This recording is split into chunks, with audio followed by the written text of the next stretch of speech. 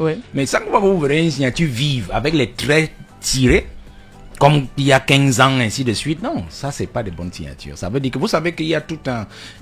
généralement, les chefs d'État, ça fonctionne comme ça. C'est pas une invention du Cameroun. C'est-à-dire que le président, par exemple, peut être en séjour officiel. Là, maintenant, je parle pas de séjour privé. C'est-à-dire qu'en séjour de travail à l'étranger, et il y a un acte qu'il doit signer que de faire passer l'avion du Cameroun là-bas. Donc, il y a des signatures, il y a une signature qui a déjà été validée par le président et qui est en machine. Donc on sait que quand il n'est pas là, il dit ok, vous pouvez apposer ma signature. On pose la signature, on appose la signature. Elle est fraîche. Ça dit c'est un scanner si c'est une signature à l'encre bleue. Elle est bleue si c'est à l'encre noire, elle est noire parce que le scanner c'est comme ça. Vous comprenez? Oui. Donc il appose, il y a une signature déjà homologuée par le président, validée par lui. Ça dit quand il est en séjour officiel, parce qu'en séjour privé il ne signe pas. Vous comprenez? Oui. Maintenant, vous comprenez que cette signature qui est toujours vive là, qu'on sert régulièrement. C'est une signature qui avait déjà été homologuée pour le président par le passé et qui continue donc à utiliser chaque fois qu'il est en difficulté, c'est-à-dire peut-être qu'il ne sait même pas peut-être qu'il a nommé, mais comme parfois il a atteint un âge où parfois on ne lui dit pas tout. C'est-à-dire on peut nommer des gens et puis bon, on dit bon, au raro sur le président, on ne lui dira rien du tout. Bon, ils peuvent passer la signature parce qu'elle a été homologuée depuis, mais il ne sait pas qu'eux ils l'utilisent à d'autres fins. Vous comprenez? Oui. Ou alors, tout simplement, étant en séjour privé, on a dû lui dire, bon voilà, les généraux, que de faire voyager l'avion, on dit, bon, on a mis une signature dans la machine, on le fait. Vous voyez? Oui. Donc c'est ça le véritable souci.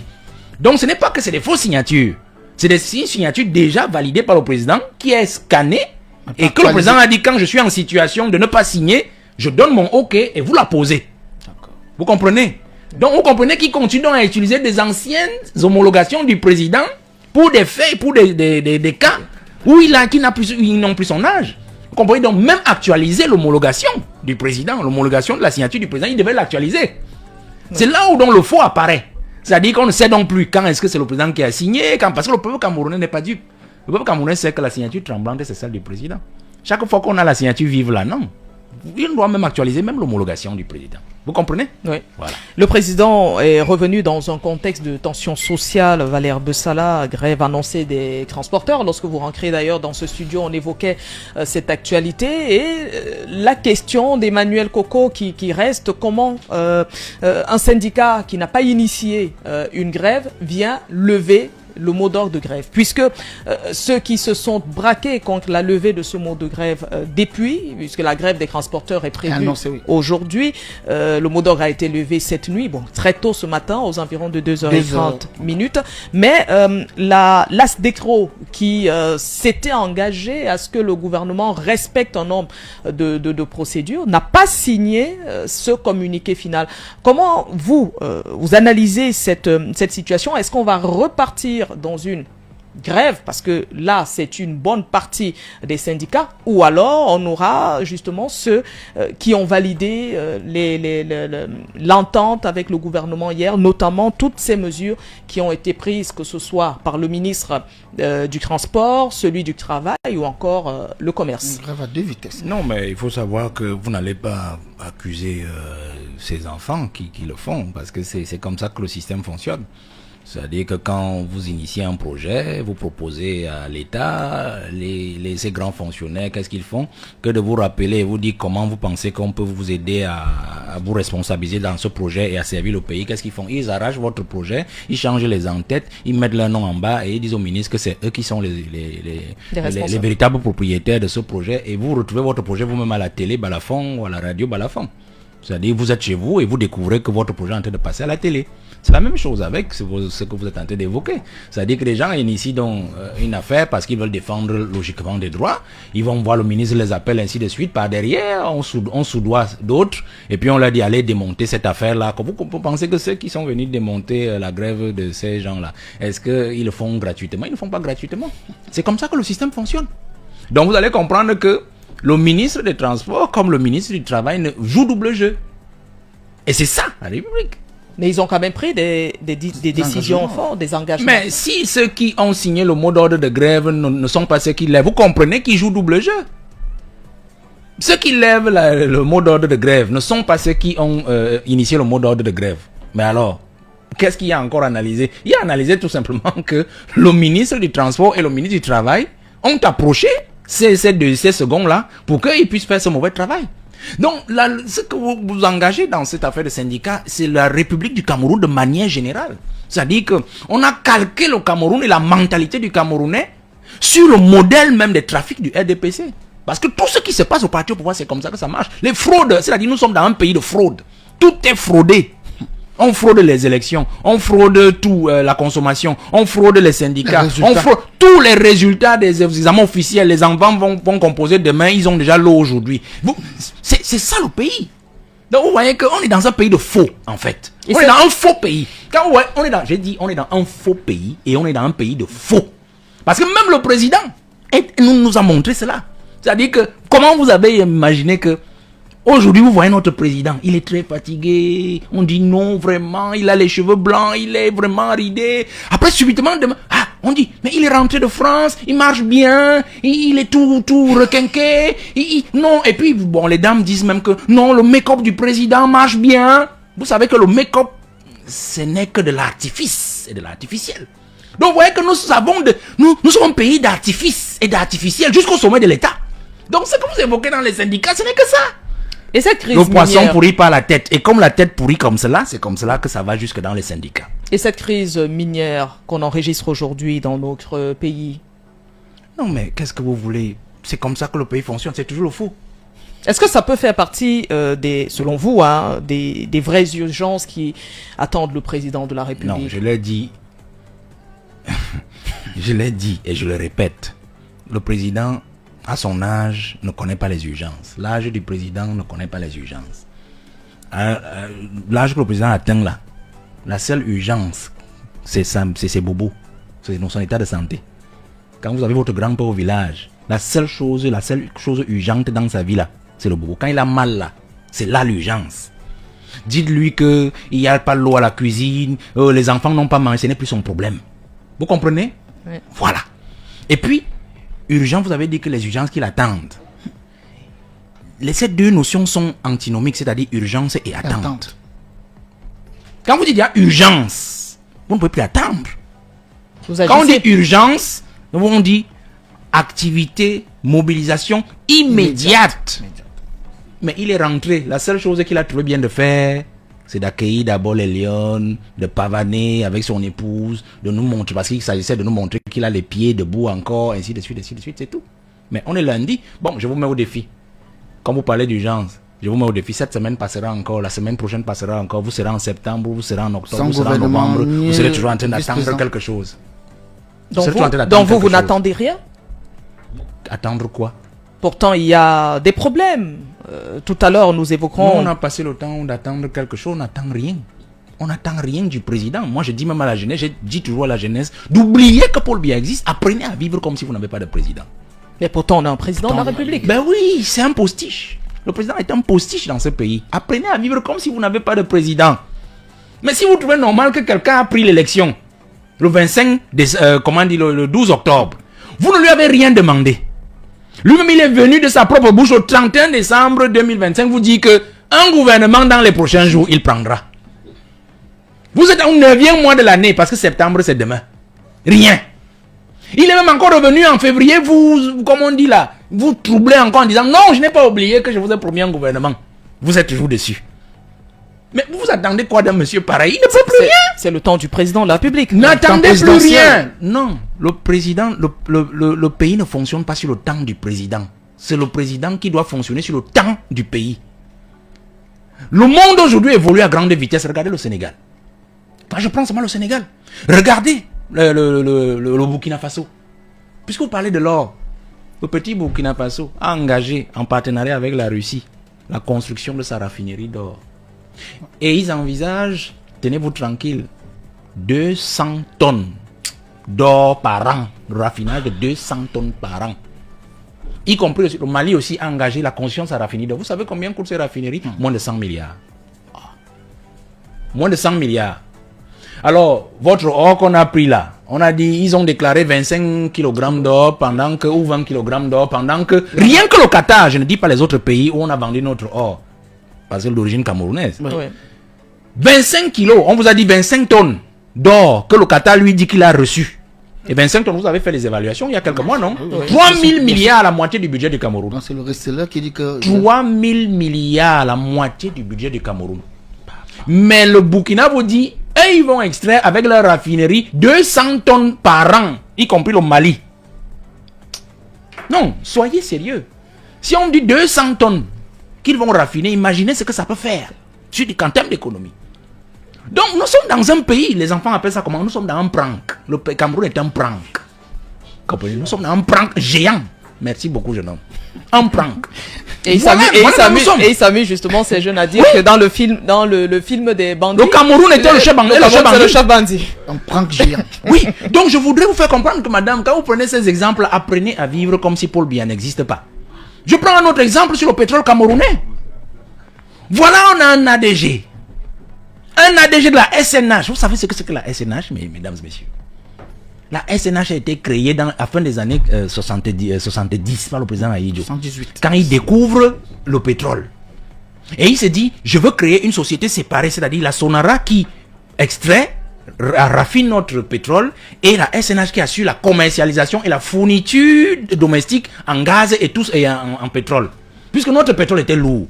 Et il se dit, je mets tous les comptes, du moins toutes les recettes pétrolières en compte hors budget. Parce que je veux que les Camerounais apprennent à travailler. C'est-à-dire que nous allons vivre des impôts et de la douane. Et que l'argent du pétrole nous servira plutôt à souder lorsque nous sommes dans les moments difficiles. On prendra l'argent du pétrole pour fermer les vides. Voilà ce qu'Ahidjo avait pensé. Donc entre 1980, début de la raffinerie, du raffinage, jusqu'en 2003, nous avons les comptes dans le pétrole sont des comptes hors budget. C'est-à-dire qu'il n'y a que le président Ahidjo et l'ADG. Et je me souviens de l'époque d'Assoumou qui disait qu'il n'a que de comptes à rendre qu'au président de la République en matière de pétrole. Donc il n'y a qu'Ahidjo et Assoumou qui connaissaient exactement ce que les comptes du pétrole donnent en termes d'argent. Jusqu'en 82, hein, parce qu'Ahidjo a géré ça d'après 2 ans. Donc il y a entre 1982 et 2003 a géré dans le noir l'argent du pétrole. Et je vais donc vous dire que les recettes pétrolières dans la période, c'était en moyenne, prenez en moyenne 1000 milliards. Entre 1982 et 2003, 1000 milliards chaque année. Et c'était des comptes hors budget, c'est-à-dire qu'on ne reversait rien dans le budget de l'État. Nous vivions des budgets. Donc, faites déjà chaque année comme cela. Vous êtes à combien? Parce que vous qui calculez, 23 000 milliards au moins. Mais pourquoi vous prenez la date de 2003? Non, 2003 parce que c'est la période où Biya cède à la Banque mondiale, au FMI. Merci madame. Parce que le FMI dit, mais nous voulons connaître votre niveau de développement, votre niveau de PIB pour savoir si vous avancez ou si vous n'avancez pas. Il est inconcevable qu'il y ait un argent qu'on cache et que nous, les bailleurs de fonds, qui vous prêtons même de l'argent, nous voulons connaître en fait pour savoir si vous êtes capable de rembourser au moment venu. Alors Biya dit, ok d'accord, on va faire moitié-moitié. C'est-à-dire que l'argent du pétrole, la recette pétrolière annuelle, moitié on reverse dans le budget de l'État. C'est pour ça que le ministère des Finances dans le compte budget annuel dira toujours recette pétrolière reçue, on verse dans le budget. Et l'autre moitié est restée hors budget. Et l'autre moitié donc dans les comptes et les paradis fiscaux, c'est normal. Parce que quand on dit les paradis fiscaux, c'est que les intérêts et tout, on fait les placements parce que ça doit quand même, l'argent doit créer l'argent. Donc j'ai donc pris cette borne 2003 pour voir que 23 000 milliards au moins. Bon, je veux même soyons même raisonnables. Disons même 500 milliards chaque année. Divisé donc 23. Ça veut dire qu'on est toujours à 12 000 milliards et demi. Parce que je veux qu'on soit raisonnable. Oui. Raisonnable. Bien sûr. Ça veut dire qu'entre 1982 et 2003, la SNH a le double du budget du Cameroun.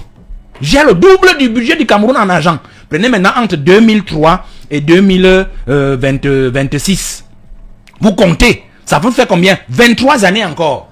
Vous prenez encore toujours 500 milliards chaque année parce que j'ai vu ce qu'ils reversent, c'est toujours en moyenne 500 milliards. Donc nous avons réduit pour la première partie. Pour être raisonnable. Pour être raisonnable. Ça veut dire que vous faites encore 12 000 milliards et demi. Ça veut dire que la SNH elle seule gère 25 000 milliards. Donc 5 fois le budget du Cameroun. Vous comprenez? Oui. Et là n'est pas le plus important. Parce que l'ADG, lui, ne travaille plus. Il a cédé la maison à son épouse. Qui a créé une affaire, Cesta, Acribi, on ne sait plus, ils ont d'abord mis hors d'état de nuit le RGPR, puisque c'est lui le PCA de l'affaire, parce qu'apparemment il dérangeait. Le PCA il ne participe plus au conseil de Bien sûr, puisqu'ils lui ont interdit l'accès à la SNH, même les actes que vous dites que le président a signés à la SNH, vous comprenez? Le PCA n'a jamais participé à ça, puisqu'il y a eu conseil où? Vous avez d'abord entendu qu'il y a eu conseil d'administration à la SNH? Mais pourquoi on disait qu'on a nommé les membres de ce conseil? Les suspendus. Vous voyez? Mais lorsque vous dites qu'il n'y a pas eu conseil et que vous dites qu'il a été mis Mais vous êtes journaliste, madame. Est-ce que vous avez entendu, quand il y a toujours eu conseil, vous entendez toujours que le président du conseil d'administration, S-Qualité, SGP, a présidé une session du conseil d'administration de la SNH au bout de laquelle il y a eu des nominations des membres du conseil, la validation. C'est comme ça la procédure. Il n'y a jamais eu de conseil où monsieur le SGPR, il n'est pas mon ami d'ailleurs, mais c'est là, on les défend quand il faut, on peut aussi les descendre quand il faut. Vous comprenez? Donc voilà, il n'y a jamais eu ça. Alors le président, on fait signer les nouveaux membres du conseil d'administration à ceci, alors que le PCA n'a jamais participé à cela. Mais qui? C'est l'épouse qui est toujours là. Non, là n'est même le plus important. Elle a créé donc Cesta, une entreprise qui va créer une raffinerie à Kribi. Mais est-ce que ça n'a pas une plus-value? Alors que nous avons la SCDP. C'est pour ça que vous allez voir que lorsqu'on inaugure Cesta à Kribi, le ministre de l'eau et de l'énergie n'y était pas. Il n'y était pas parce qu'ils ont dit cette affaire on ne connaît pas. Pire encore, vous savez qui est à la tête de cette affaire de Cesta là? C'est un Libanais. Un Libanais, vous savez ce que les Libanais en Côte d'Ivoire, non? Donc les Libanais ne sont plus dans le commerce que vous voyez ici dehors là, ils vous vendent des supermons sans publicité et tout, ils sont dans des choses compliquées. En Côte d'Ivoire c'est la même chose. Donc nos amis ici sont des si inspirés jusqu'à aller chercher les Libanais et aller créer une entreprise dans les États, en domaine, en territoire émirati. Dans les Émirats arabes. Mais est-ce que ça ne revient parce que c'est une entreprise? Est-ce qu'on peut pas aussi voir la plus-value, ce que ça va apporter? Non, il n'y a pas de plus-value, monsieur.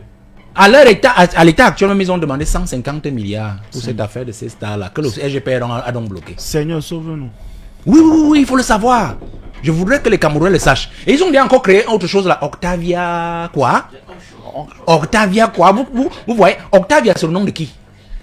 D'une entreprise. Vous connaissez une entreprise dans le domaine pétrolier qui s'appelle Octavia? On va chercher à enquêter pour Mais enquêter, c'est votre travail.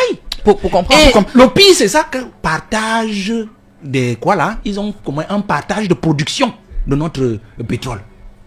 Partage de production. Qui a ordonné ça? Qui a ordonné ça? Donc vous voyez que nous sommes, voilà dans ce dans quoi nous sommes, madame Massana. Nous sommes dans un véritable prank national.